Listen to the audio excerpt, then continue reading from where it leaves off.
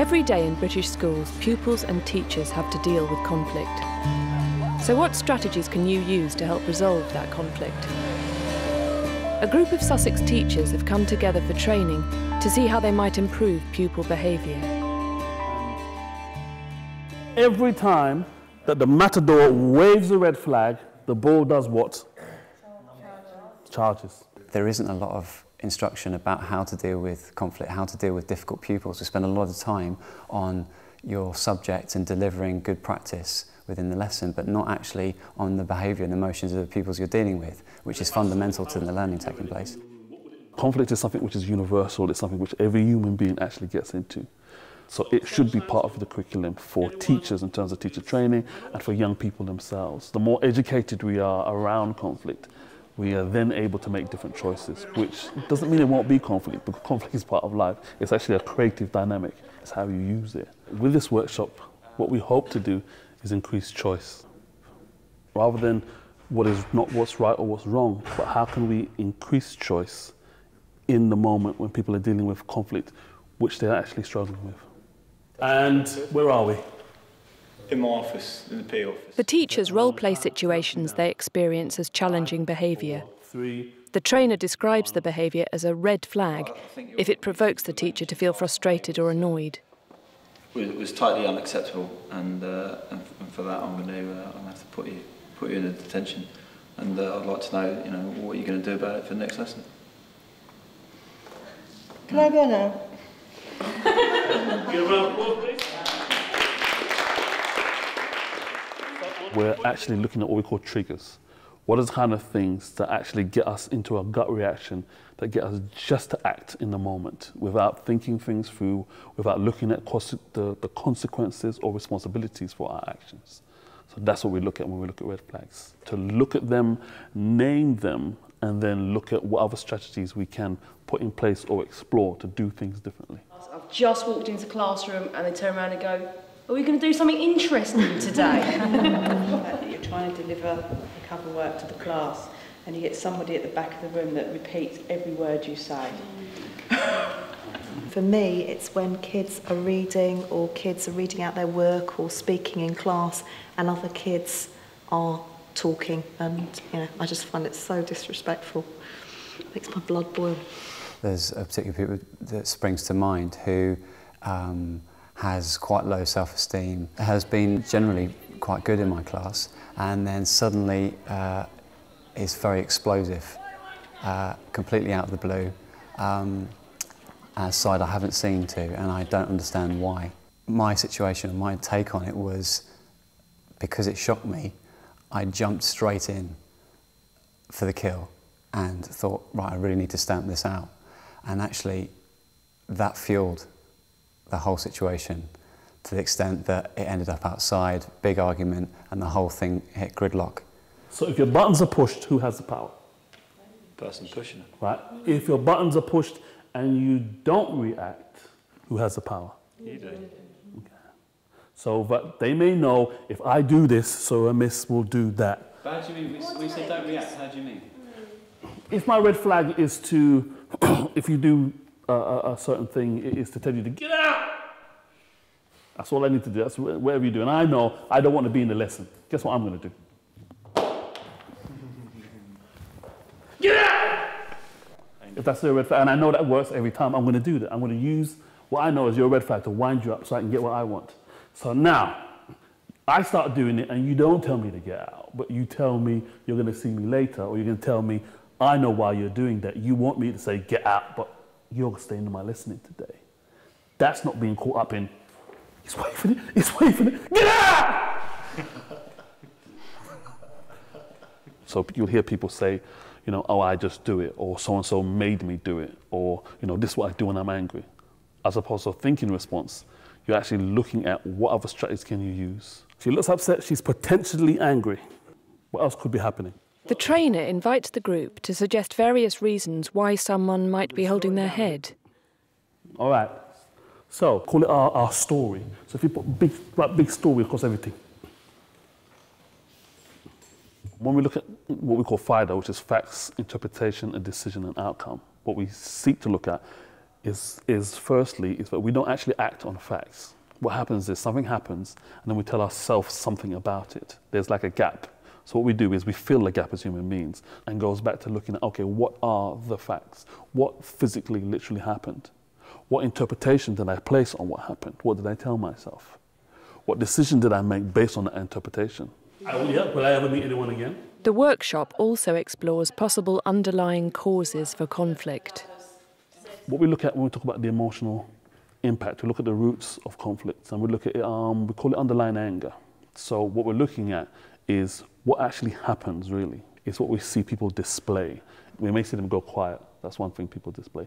We may see them shouting at the top of their voices. And we're really engaged mostly with what we first see.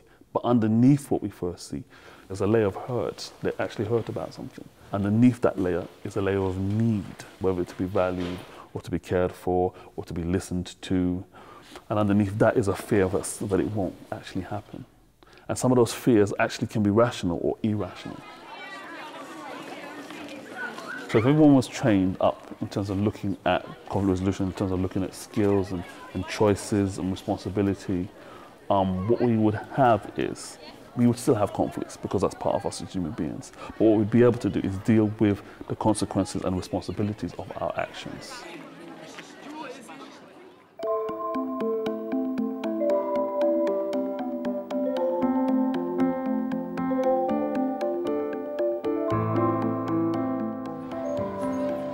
At Ridgeway School in Devon, there is an ongoing commitment to emotional literacy through circle time. Then as a secondary school teacher, when I first got asked if I would do circle time, I was kind of like, oh my God, they're in secondary school.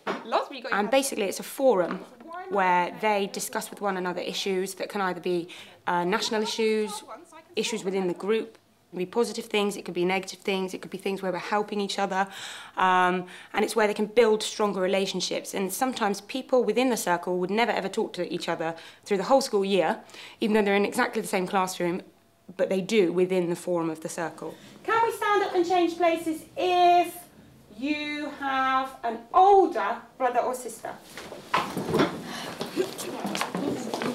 I'm 28 years old now. The most stressful period of my life was probably from year 7 to 11 at school. I've been to university, I've done a PGCE course, you know, I've had some stressful times, but the most time where I felt the most stresses coming from all directions was at school. Can you raise your arm if at some point in the year you have felt frightened? Okay. I want you to tell me a positive quality about the person next to you. So think about something about that person that either you or you know other people see as a positive quality in that person. And it might be something that that person doesn't even know. So I think Nathaniel, he is very considerate. I think Effie's good quality. She lets her opinions be heard. When you're holding the mask, you are allowed to talk. It's almost a metaphor. They can hide behind the mask kind of thing a little bit. Other people. For me, the most powerful circle time that I ever had was basically about relationships and how sometimes we feel very alone in our home life. I mean, I talked to them a little bit about when my parents used to argue. It used to frighten me. Sometimes I delve into things that have happened to me, experiences that I've had. The children then look at me and think, oh, you know, she's willing to open up and tell us a little bit. And then they feel happy to open up. You know, you have to remain a constant professional at the same time. A lot of them talked about the fact that their parents had split up. And in this particular group, it worked out that over half of them had split parents. Just that knowing that that many people in the class were in a similar situation to them was a real eye-opener and a real relief. Like, goodness me, it's not only happening to me. By the end of the circle time, there were 6 or 7 students that were very, very moved, a couple of them to the point of tears. They came to me in the afternoon of that day and they said, Miss, we really enjoyed what we did this morning. It made us feel like we're not alone and we would like further help with these issues. Chris will stick up for you when you're in trouble. Andrew's the best mate I've had. Miss Nicholson always listens to our problems. Oh, most of the time, when I'm not too busy.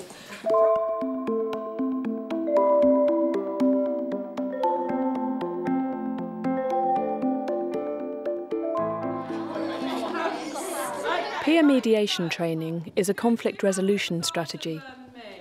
The aim is to provide a peer-led scheme that can help solve a number of pupil problems and disputes.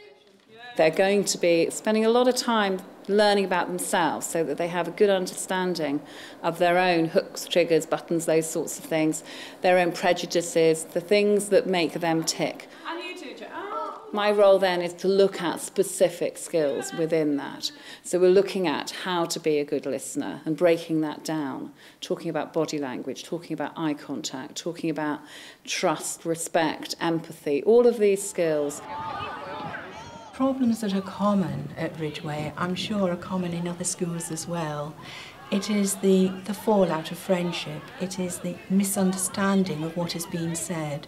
It is the angry word, the look that someone is given that's misinterpreted, which students themselves can manage with the correct training.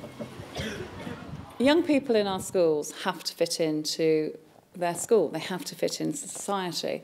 And so when it comes to actually being aware of our own prejudices, our own dislikes or likes, it can be really tricky for them to actually be able to say what they feel. If somebody doesn't like somebody because of the colour of their skin, there's no way that could be said. And so when I'm training, I have to give them the opportunity to, even if they don't vocalise it, they have to be able to accept that that's what they think and that's what they feel, because it doesn't go away just because somebody says it's wrong. Because until you know yourselves, you're not safe mediators. One of the things we need to be getting across to our young people is that conflict happens all the time. There's always conflict. How we deal with it is what counts. Giving them something to battle over can be quite an interesting way of them discovering a little bit about themselves. 5 sweets, 3 people, 3 options, one which is definitely unfair, where nobody's going to get any sweets. I want 3. I want 3. So you 2 fight over them. How important is it for me to get those sweets, or whatever you said they were going to be? So whatever they represented for you. The people that got the most, who were they? The sharks. If I could give these people some titles, I would be saying that my shark is very aggressive. Would you agree? The training offers a set of rules, ensuring that pupils operate within clear guidelines about how they work and with the kinds of issues that are appropriate. Further details on the mediation training featured in this programme can be found on the Teachers TV website. I can't do that if you're not sticking to the ground rules. So it's always trying to be encouraging all the way through. We listen to both of you, or however many there is, we listen to all of you. We won't tell you how to solve your problem. Okay. You're quite clear about that. So we're not here to decide who's right or wrong. No one's going to get into trouble. For mediation to work well, it has to be a whole school initiative in which all staff are on board. At the very beginning, there were some who were cynical of it working, believing that 11, 12, 13-year-olds would not satisfactorily resolve conflicts. I'd like to think they've been pleasantly surprised.